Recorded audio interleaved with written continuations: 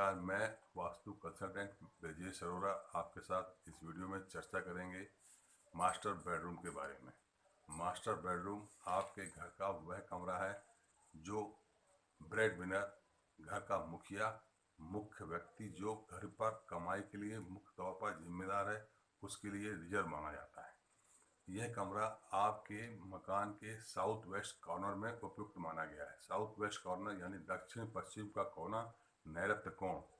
वास्तु के हिसाब से नैऋत्य कोण के अंदर जो क्वालिटीज़ हैं उसके हिसाब से इस कमरे का उपयोग करने वाले को इसकी धनात्मक ऊर्जा मिलेगी, जिससे वह लीडरशिप के गुण डेवलप कर पाएगा।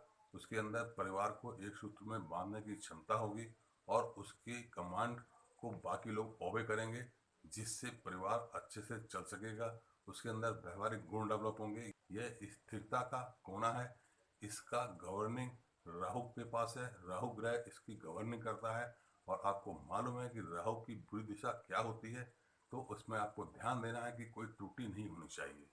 त्रुटि इस प्रकार नहीं होनी चाहिए कि यह नैऋत्य कोण बढ़ा हुआ नहीं होना चाहिए, यह नैऋत्य कोण कटा हुआ नहीं होना चाहिए, यानी आपका south west corner true 90 angle पर होना चाहिए। दोस्तों, इस कमरे को मास्टर बेडरूम में रिजर्व किया गया है। यह इसके लिए सर्वोत्तम जगह है और वास्तु के हिसाब से नैऋत्य कोण बाहर का कोना है और इस कमरे को इस तरह रखना है कि इसमें दक्षिणी पश्चिमी दीवारों पर कोई दरवाजा या विंडो आदि नहीं होंगी। जो भी दरवाजा या विंडो आदि होंगी वह उस कमरे की उत्तरी और पूर्वी दीवारों पर होंगी।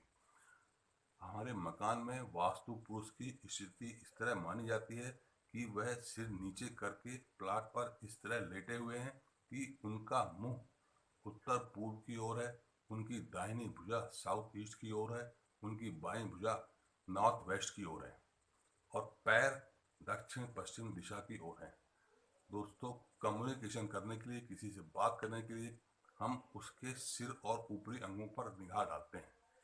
तो अगर हमें कम्युनिकेट करना है तो हम मकान में भी उस तरह की स्थिति बनाएंगे, यानी मकान में आने का रास्ता, जाने का रास्ता, यह उसका कम्युनिकेशन है।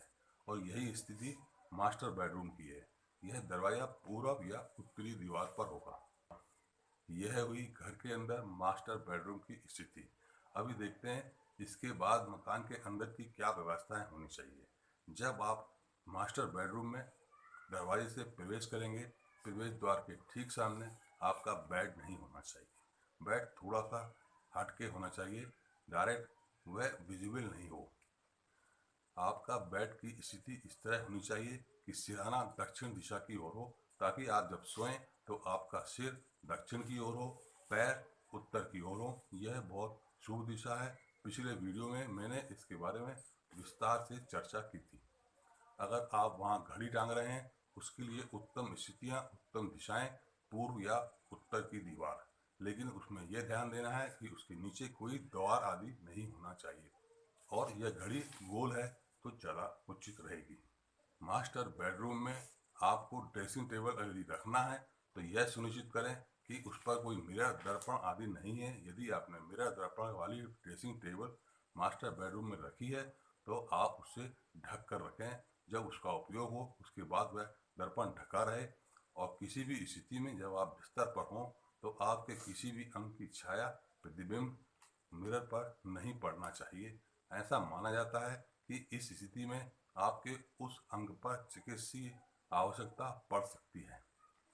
वहाँ पर टॉयलेट अगर आपने अटैच बनाया है, उसके दरवाजे को भी बंद रखें।